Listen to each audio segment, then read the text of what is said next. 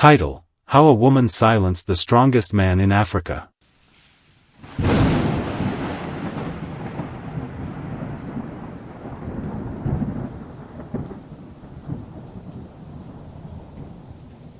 It was an ordinary day in Burkina Faso.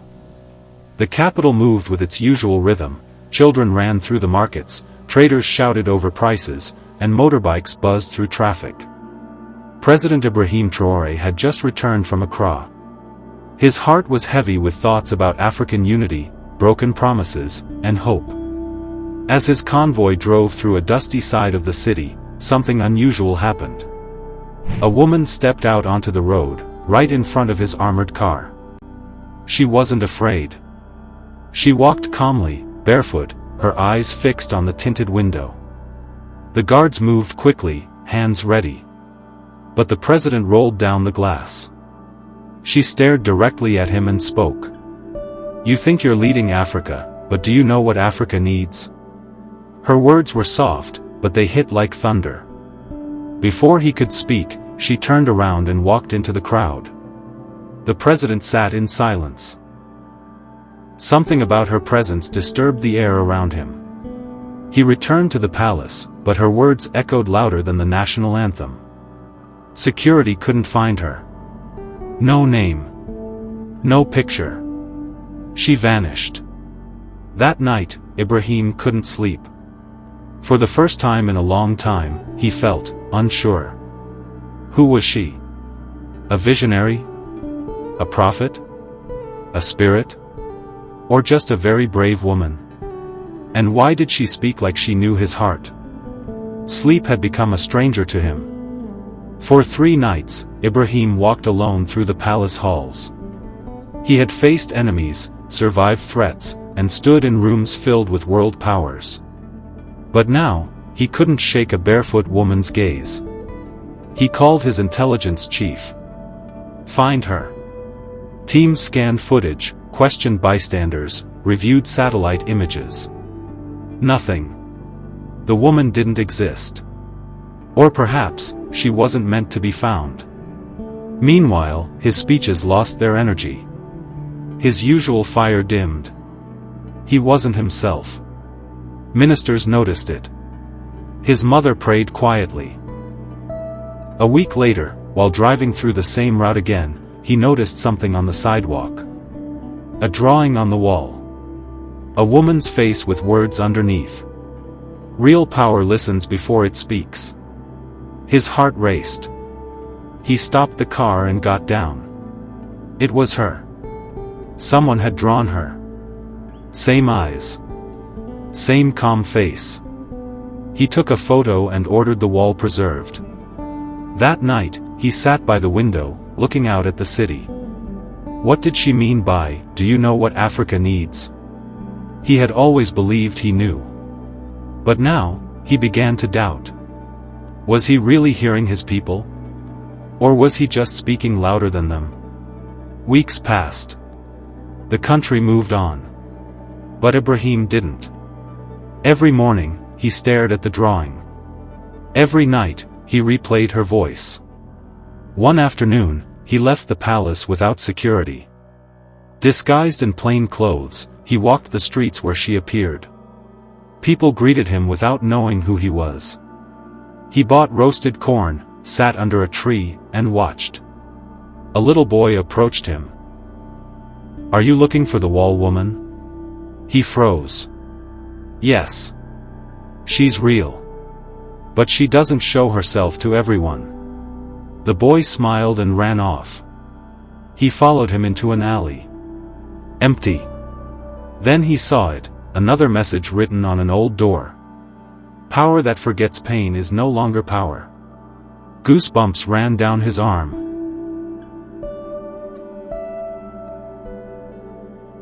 Who was this woman?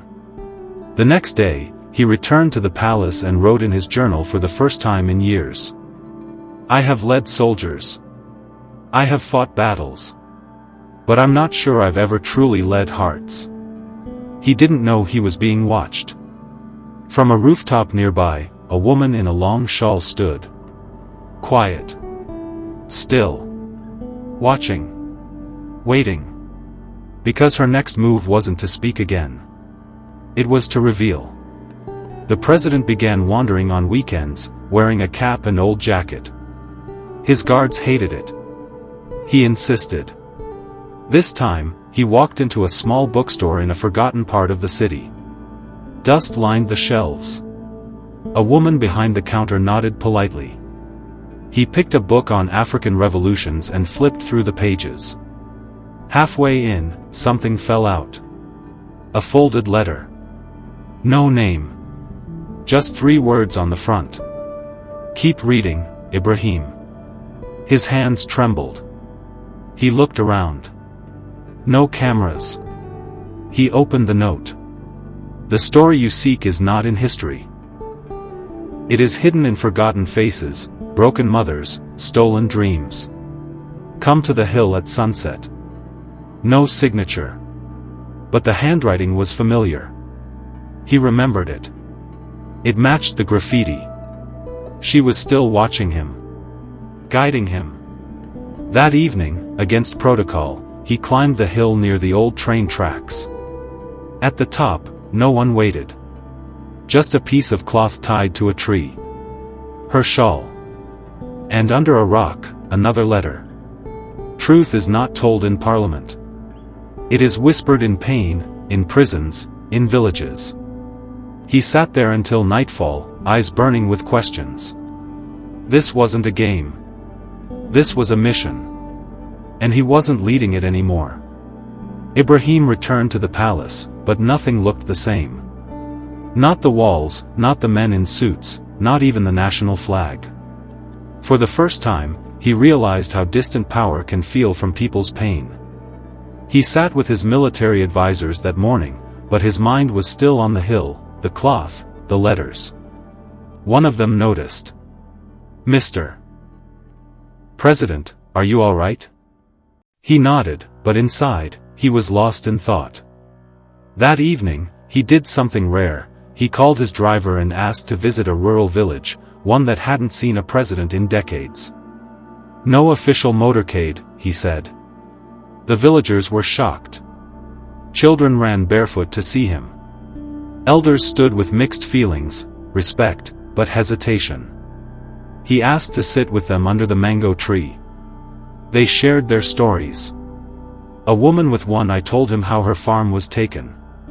A young man spoke about his brother who disappeared during a protest. They didn't yell. They simply shared. And for once, Ibrahim didn't respond with speeches. He listened. And he wept. Not publicly. Quietly. Later that night, he wrote in his journal. If leadership does not bend its ears, it will break its people. He didn't know that someone had left a note under his seat at the tree. 4 words. You're finally hearing me. The next time he saw her, it wasn't in a dream. It was in real life. He was walking through the city's oldest hospital, one he visited secretly to donate without the media. As he passed through the children's ward, he saw her standing beside a frail boy's bed. Same shawl. Same calm eyes. Their eyes met. She didn't smile. She didn't run. She simply nodded. I see you're beginning to listen, she said. I need to know who you are, he whispered. You already know. I am every voice that was buried under the weight of silence. I am what you tried not to hear. Then she walked out. He followed her down the hallway, but when he turned the corner, she was gone. A nurse nearby pointed to a book placed on a bench. Inside was another note. Before you change a nation, let the nation change you. That night, he stood alone in his office. No speeches. No papers. Just his reflection in the window. He didn't look like a president anymore. He looked like a man. A man finally stripped of pride. And maybe, just maybe, ready to face a truth he had ignored too long. A week later, Ibrahim sat to record his speech for Independence Day. He was expected to talk about progress, success, military strength. But when the cameras rolled, he paused. "I have failed you," he began. The room froze. His team exchanged glances. The speech wasn't in the script. "I led with strength but forgot softness. I fought for freedom, but I didn't always see the chains within." He paused. Then continued. "There is a woman I met. I don't know her name, but I know her voice. She reminded me what power should feel like." The team cut the recording. "Sir, we can't air that," one advisor said. But Ibrahim didn't argue. He simply stood and walked away. That night, he called the national station himself. "I want the full video broadcasted," he said. And they obeyed. The next day, the nation watched a president confess. And people cried. Not because he was weak, but because, finally, he was real. Days after the broadcast, the city changed. People walked differently. They greeted each other more. Something had shifted. The president began showing up in unexpected places. A classroom. A farming field. A motherless home. He didn't come to give speeches. He came to ask questions. One child asked him, "Are you still the strongest man in Africa?" He smiled. "I used to think strength meant power. But now, I think strength means listening when it's hard."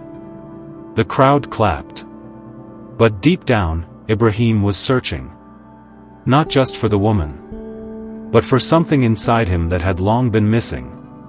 The old part of him that dreamed before politics. He visited his childhood village, touched the mud walls of his grandmother's house, and sat on the same stool where he used to eat porridge. An old man tapped his shoulder. "She came here," he said. Ibrahim looked up. "When?" "2 days before you returned. She said you'd come. And left this." He handed him a folded cloth. Inside it, another letter. "Return here when the storm in you ends. I'll be waiting." Ibrahim returned to the village months later. No media. No convoy. Just a quiet man with deeper eyes. She was there, sitting under a baobab tree. This time, she waited. He approached slowly. "You have been watching me all this time," he said. "No. I've been reminding you." "Reminding me of what?" "That power is borrowed, and people are not servants. They are seeds. But only when watered with truth." He sat beside her. No guards. No distance. She told him stories. Stories of girls who walked miles to school and boys who dropped out to farm. She told him about forgotten prisons and women still crying for justice. He listened. And for once, he didn't plan a response. When she stood to leave, he asked, "Will I see you again?" She looked at him and said, "When you no longer need me to remind you who you are, then you'll see me in everyone." And she walked away. Back in Ouagadougou, something in Ibrahim had changed.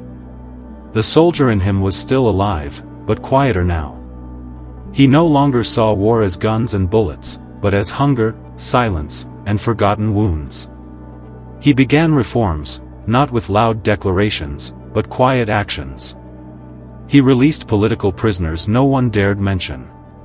He doubled the budget for village education.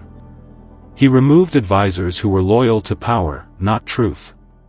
And still, he waited. Waited for a sign from her. But months passed. She didn't come. One night, while reading letters from citizens, he found one with no name. It simply said, "You are no longer leading from above. You are walking among us.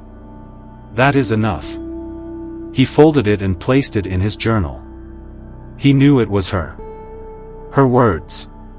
Her spirit. Her mission. 1 year after the first encounter, Ibrahim called a national gathering. Not in the city. Not in a hall. but under open sky, on the same hill where she left the cloth. He invited farmers, teachers, market women, tailors, youths, no chairs, no luxury. Just people. He walked into the crowd alone. No speech in hand. No jacket. He stood on a rock and said, "I used to think I was the strongest man in Africa. Until a woman reminded me that strength without humility is weakness." He paused. She never gave me her name. But she gave me back my ears. My eyes. My truth. The crowd was silent. Then someone from the back shouted, "You're not alone anymore." And others joined in. A chant began. Not for him. But for hope. That night, after the gathering, an old file landed on his desk. It had been buried deep within national archives. The name, Aminata Tanda. Once a freedom fighter. Arrested years ago for exposing corruption. Vanished from the public. Declared missing. The photo attached stopped his breath. It was her. The same calm face. But this file was over 20 years old. She had been silenced before. Now, she had returned, not to seek revenge, but to awaken a president. And she had succeeded. Ibrahim returned to the hill. Alone. No cameras. He brought two things, one stone from the palace floor and a seed from his mother's backyard. He placed the stone where she once stood. And buried the seed beneath it. A symbol. The stone, strength. The seed, truth. He whispered, "You changed me without needing a title, a party, or a gun. You changed me by daring to speak when silence ruled." Birds flew past. The wind picked up. He felt her near, even if she never returned again. One early morning, as the sun prepared to rise, he had a dream. She stood before him, wearing white, her shawl floating in the wind. "You listened," she said. "Yes." "You learned." "Yes." "And now? I will teach others to listen too." She smiled. And began to fade. As she disappeared, she whispered, "When leaders begin to listen, nations begin to heal." He woke up in tears. But not sadness. Gratitude. Because even if it was just a dream, it was a confirmation. She had done her work. And now it was his turn. Years later, when people would talk about President Ibrahim Traoré's leadership, they would mention strength, reform, and hope. But those closest to him knew. The real turning point wasn't a war. It wasn't a campaign. It was her. A nameless woman who didn't need a throne to shake a kingdom. She never gave him power. She gave him clarity. And that changed everything. In his final public speech, he said, "If one quiet woman can change a president, imagine what millions of awakened voices can do to a continent." There was silence. But this time, it wasn't fear. It was respect. Because they knew. Africa was no longer being spoken at. It was finally being heard.